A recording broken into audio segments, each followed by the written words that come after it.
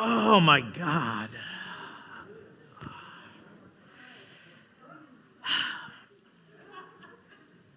I love my life.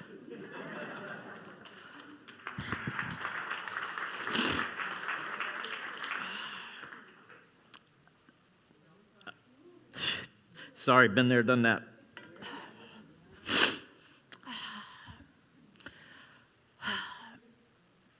This is what love can do for you. To have a connection that you never thought possible.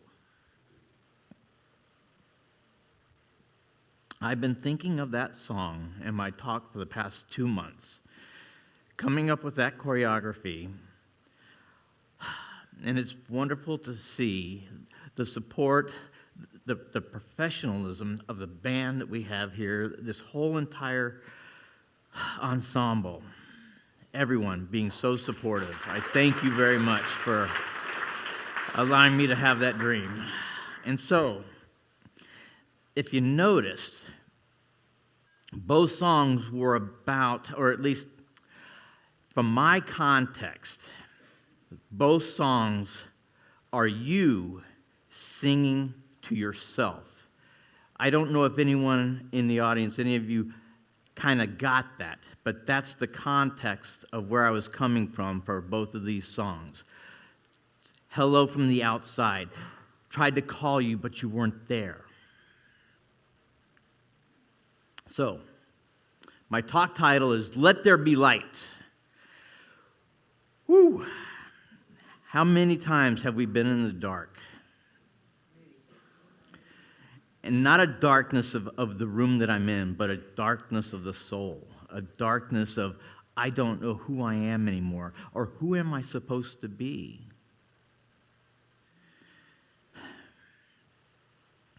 The philosophy here teaches you and shows you that there's that inner voice that you've known that you've always had.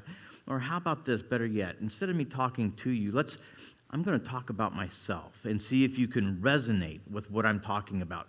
I've had an idea of who I was from the time I was a kid. Regardless of my parents, regardless of friends, regardless of teachers, regardless of colleagues saying X, Y, Z about me, there was something deep inside of me that I knew that I had, that was there. Yes, there's times I was suppressing it, trying to be what others outside of me tried to tell me what I was going to be. We talk about a singularity of life and that there is only one life, so why do I refer to a dualistic aspect to myself? We talk about oneness here, right? I mean, if you've ever been in any classes, we talk about that oneness. There's no separation between me and spirit. So why am I talking and referring to these songs in a dualistic aspect? There's me, and there's myself talking to that inner self. There is truly only one life, and that is spirit.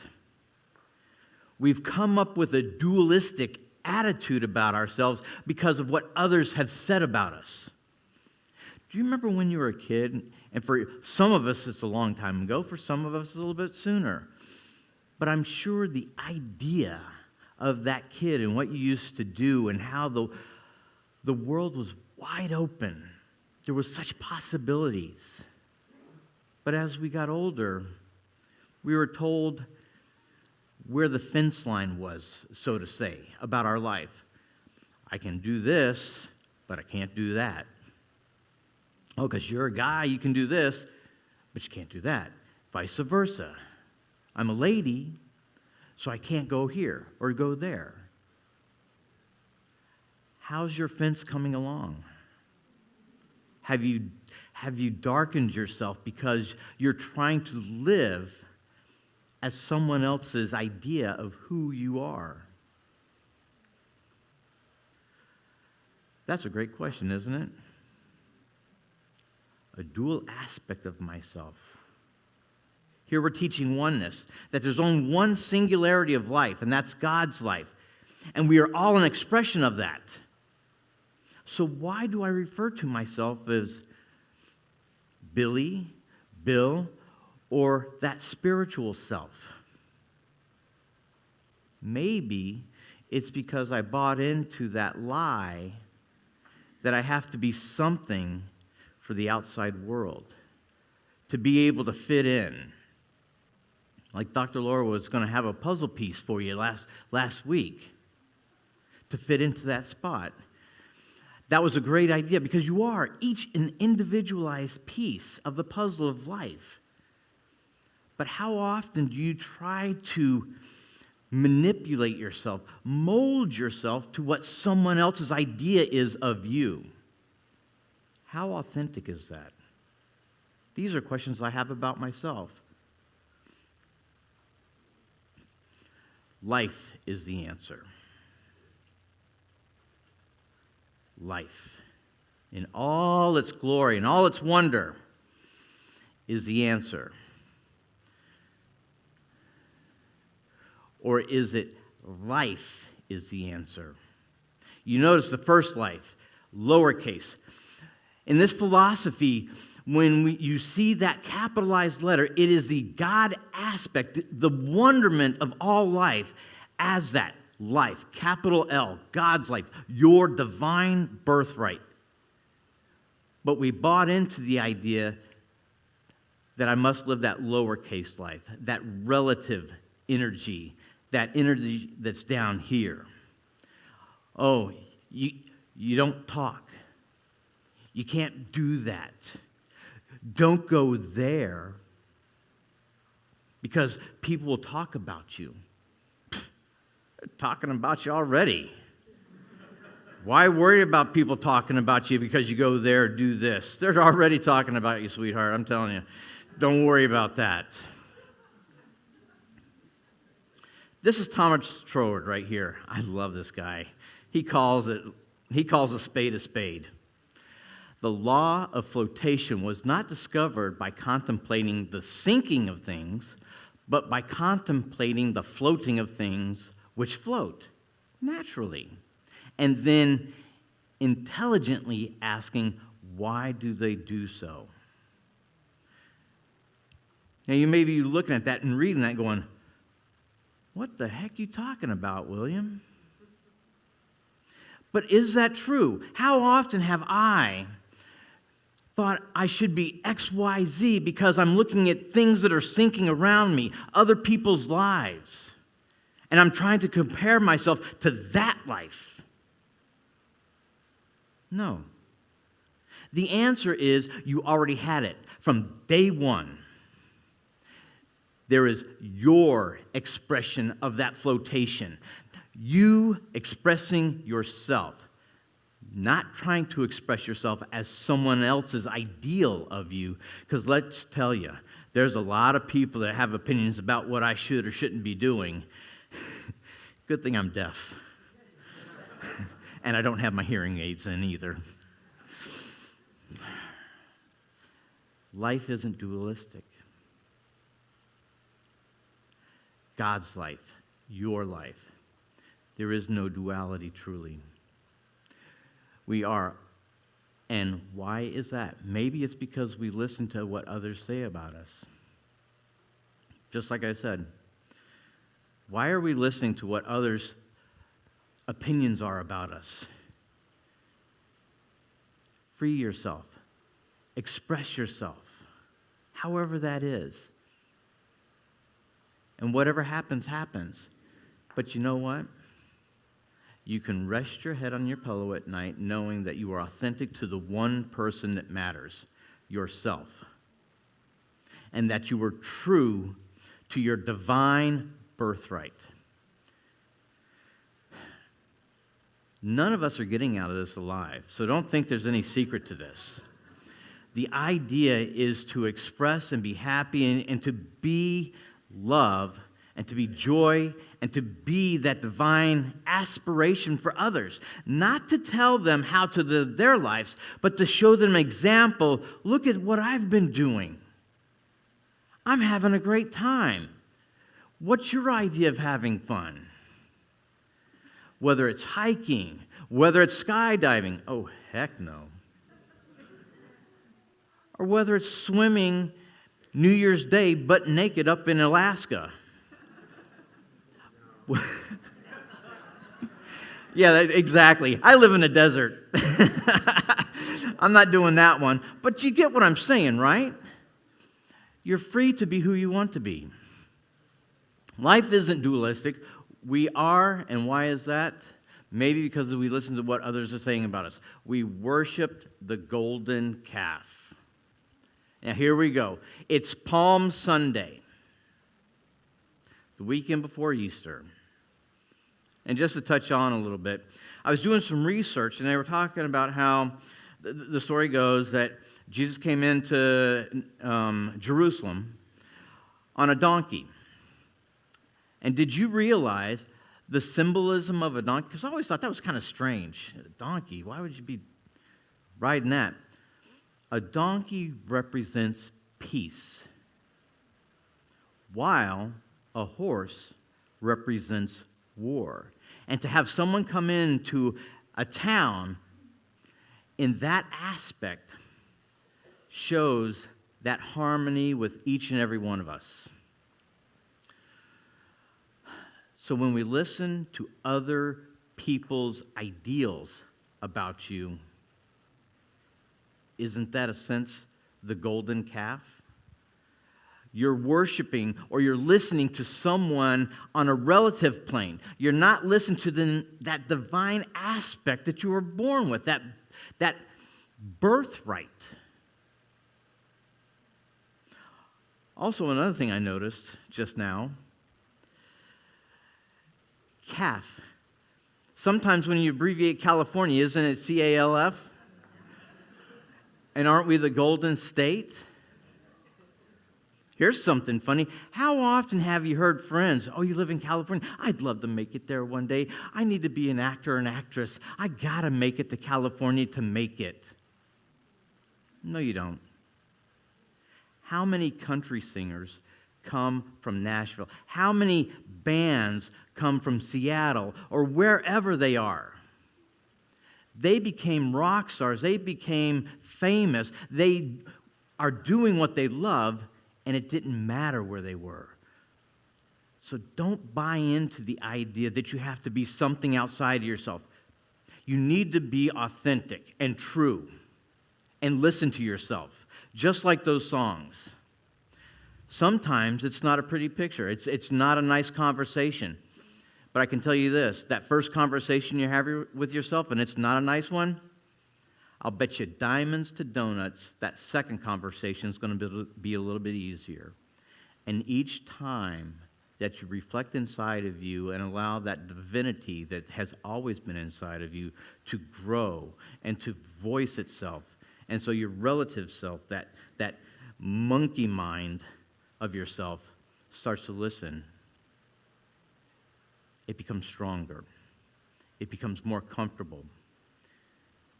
It becomes your best friend. And lastly, you realize you've been talking to yourself, but from a spiritual aspect. Say hello and include yourself to that one person that knows you. Don't let pride get in the way. How often have friends said something or not said something that you took wrong or you didn't hear it from their aspect of something? I do it, well, not as often as I used to, but believe me, I used to do it an awful lot. Especially my mom. I tell you what, being a parent and being the age that I am now, there are so many things that I'm just going, oh, is this what she meant? Or is that what Dad meant? And it's just funny how I just go, it's so wonderful. Emma Curtis Hopkins said this, hold thought steadfastly to the enduring, the good, and the true, and you will bring these into your experience proportionately, don't know why I couldn't read that for a second, proportionately to their occupancy of your thoughts.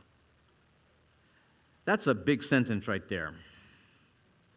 But how often do I find myself on the relative plane, worrying about, I can't do this. And believe me, today's service, it was a humdinger.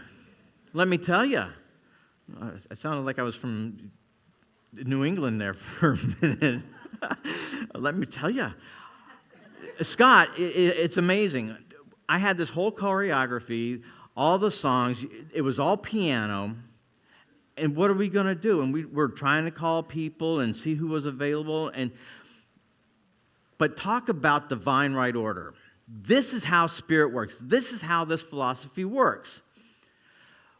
We put out there, the center put out there, that we wanted to, we had this karaoke that we did a few months back, and it was okay. But we want to bring that back, and we thought, what a great way that at the end of service on a Sunday, because we know we have the first Sunday of the month, we have our buffet, or the potluck and stuff like that, but another Sunday, we'd like to have you and invite you to stay here, and let's have fun and do karaoke. So what better way than Scott having to do what he had to do, run around frantic like we had to figure out, how do we fix this? When divine right order was there all along. We said yes. It's not orthodox, but we had the opportunity and the means to create a wonderful service by having that program, that karaoke. I just want to say thank you and to invite you all to, when we start doing this, this is what is our vision. That we want to have that type of fun here. And what better way that the divine right order said, here's your answer, go for it. And we kept ourselves out of the way and allowed divine right order to come through. Because, why? We didn't let that ego get in our way and said, no, it's got to be done this way. We've always had a pianist sitting right there. We've got to have service with the pianist. No, we don't. We just proved it. And now it's fact. Believe me, we're not replacing Scott. We love Scott. But I'm saying the world didn't fall apart because it wasn't to the expectations of what we wanted or what thought we were going to get that day. This right here, Ernest Holmes. Love is within us. It can't be destroyed. It can't be ignored. To the extent that we abandon love, we will feel it has abandoned us. Denying love is our only problem, and embracing it is the only answer. Through the power of love, we can let go of the past history and begin again. Love heals, love forgives, love makes us whole.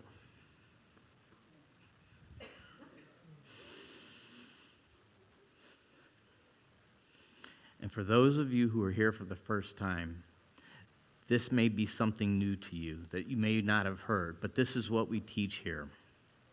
There is a divinity in each and every one of us here. You just need to say hello to it. You just need to allow it to come up and direct you and help you live that life of your dreams. Whether it's sweeping up at a parking lot, or whether it's living in a $2 billion mansion somewhere. Spirit doesn't care. There is no size to Spirit because Spirit is omnipotent and omnipresent. So there is no attribute of size. There's only the attribute of your mind and what you are willing to appreciate and see in yourself. I know that I'm growing. I'm always expanding myself. And when I thought I reached the pinnacle of something, guess what? The horizon has changed. And there's a new peak, a new horizon that I must go find out and explore. And as you do that along with me, your life will change, your life will expand. Life gets easier and life gets harder.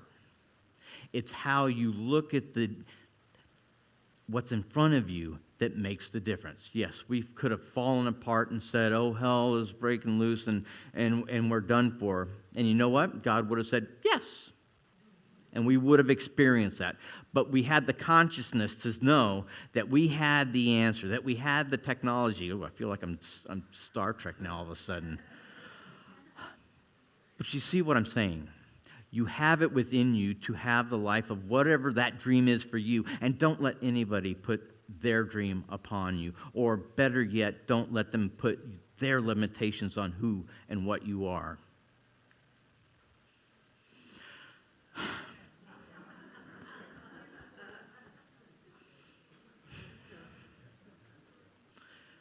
Buckle up, buttercup, and enjoy the ride.